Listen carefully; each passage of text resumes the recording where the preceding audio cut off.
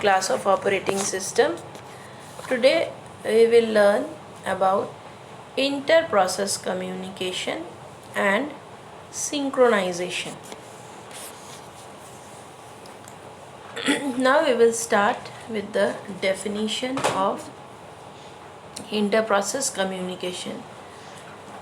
IPC or inter-process communication is a set of programming interface that allows a programmer to coordinate activities among different programs, processes that can run concurrently in an operating system. This allows a program to handle many user requests at the same time. Since even a single user request may result in multiple processes running in the operating system on the user's behalf, the processes need to communicate with each other. The IPC interface makes this possible. Each IPC method has its own advantages and limitations. So it is not unusual for a single program to use all of the IPC methods.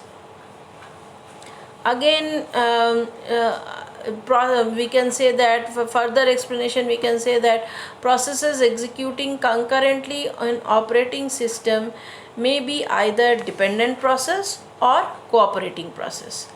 A process is independent if it cannot affect or be affected by other processes executing in the system. Any process that doesn't share data with any other process is independent. A process is cooperating if it can affect or be affected by the other processes executing in the system. Clearly, any process that shares data with other processes is a cooperating process. There are several reasons for providing an environment that allow process cooperation. Since the question arises that why we need inter-process communication, what is the exact need of inter-process communication? So there are several reasons. Mainly we can say that information sharing is one of the main reasons. Since several users may be interested in the same piece of information, for example a shared file, we must provide an environment to allow concurrent access to such information. Next is computational speed up. What is computational speed up? Computational speed up, if we want a particular task to run faster, since there are some tasks which needed to run faster, then we must break it into subtasks, each of which will be executing in parallel with the others. Notice that such a speed up can be achieved only if computer has multiple processing elements. Next is modularity. We may want to construct the system in a modular fashion, dividing the system functions into separate processes or threads, as we have discussed earlier. Convenience. Even an individual user may work on many tasks at the same time. For instance, a user may be editing, printing, and compiling in parallel. So these are some points. One is information sharing, next is computation speed up, third one modularity, and then convenience. These are several reasons for providing an environment that allows process cooperation. This is the diagram of inter-process communication. There are two processes and both of them are communicating. So, independent process cannot affect or be affected by the execution of another process. Cooperating process can affect or be affected by the execution of another process.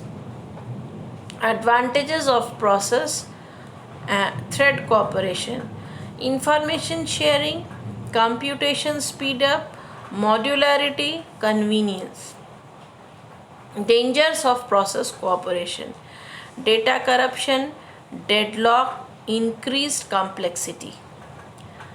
Requires processes to synchronize their processing. What is the purpose of IPC? In short, we can say that data transfer, sharing data, event notification. These are the main points. Now, IPC mechanisms. What are the mechanisms? Since cooperating process require an cooperating process requires an IPC mechanism that will allow them to exchange data and information. There are two fundamental models of inter-process communication. One is shared memory and next one is message passing. In the shared memory model, a region of memory that is shared by cooperating process is established. Processes can then exchange information by reading and writing data to the shared region. In the message passing model, communication takes place by means of message exchanged. How the message is exchanged? That decides, that is the flavor, that is the characteristics of message passing. Both of the models we have discussed are common in operating system, and many system implements both. Message passing is useful for exchanging smaller amounts of data because no conflict need be avoided. Message passing is also easier to implement than is shared memory for inter-process communication. Shared memory allows maximum speed and convenience of the communication. Shared memory is faster than message passing, as message passing systems are typically implemented using system calls and thus require the more time consuming task of kernel intervention. In contrast, in shared memory system calls are required only to establish shared memory region. Once shared memory is established, all accesses are treated as routine memory access and no assistance from the kernel is required. So, what are the common examples of IPC? Synchronization. Various primitives from spin locks to higher level mechanisms such as monitor.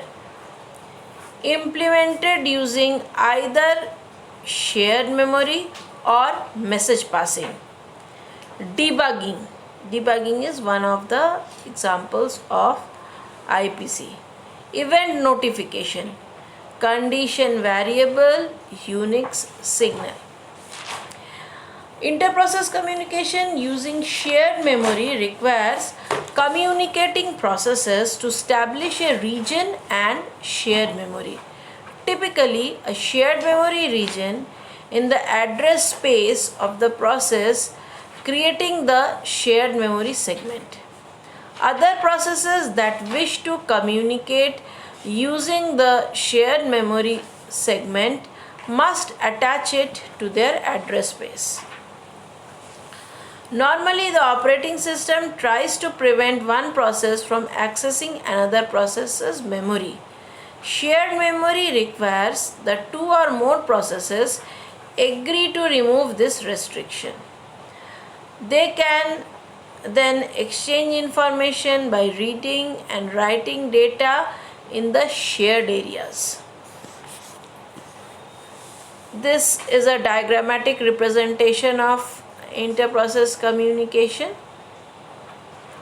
Sending process sends message passing module and message passing module sends message to another message passing module, which in turn sends the message to receiving process.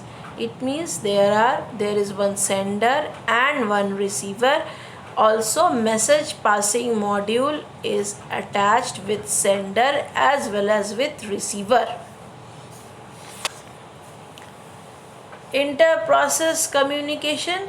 Now it has three parts: critical resource, critical section, mutual exclusion. It can be divided in three parts: critical resource, critical region, and mutual exclusion. We must keep in mind that shared memory requires two or more processes agree to remove this restriction. They can then exchange information by reading and writing data in shared area. So, critical resource. What is critical resource? It is a resource shared with constraints on its use. That means resources are shared, but there are different types of constraints. Why there are different types of constraints are there because file cannot be accessed when one user is in reading mode, another user is in writing mode. Then the problem will arises, and then it will leave in inconsistent status. Then second is critical section. Critical section, it is a code that accesses a critical resource. Critical resource means where the variables or shared variables are accessed and some changes are being done in their value. Mutual exclusion. What is mutual exclusion?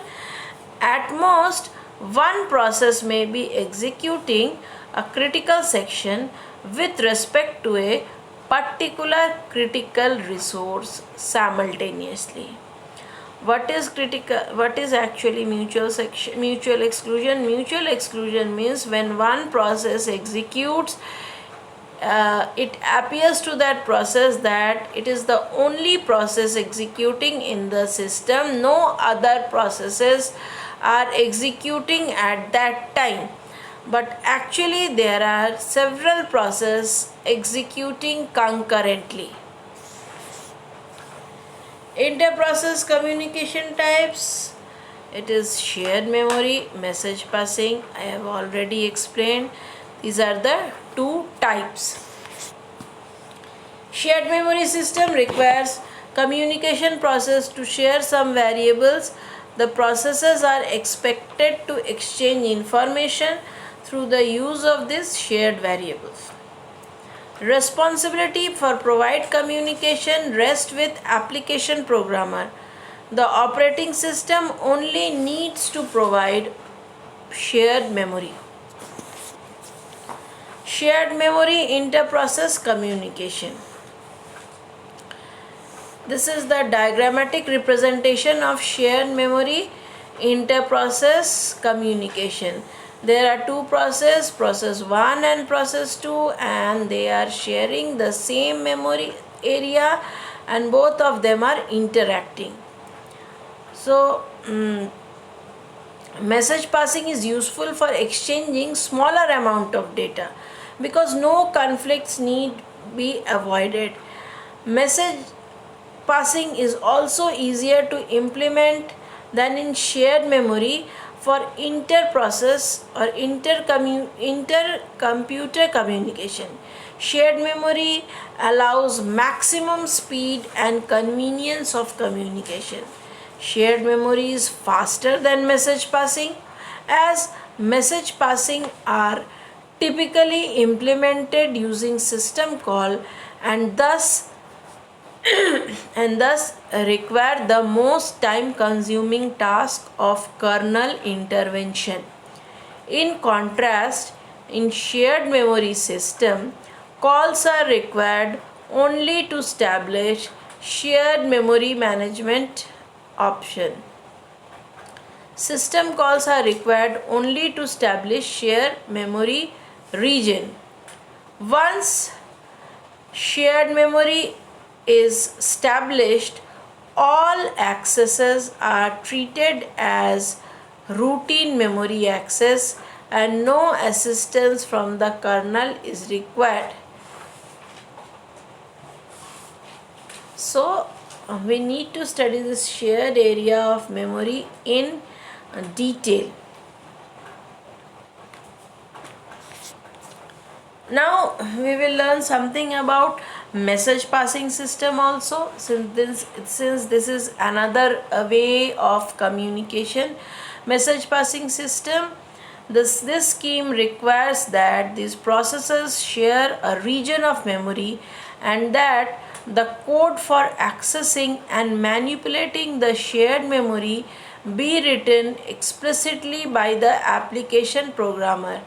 Another way to achieve the same effect is for the operating system to provide the means for cooperating processes to communicate with each other via message passing facility.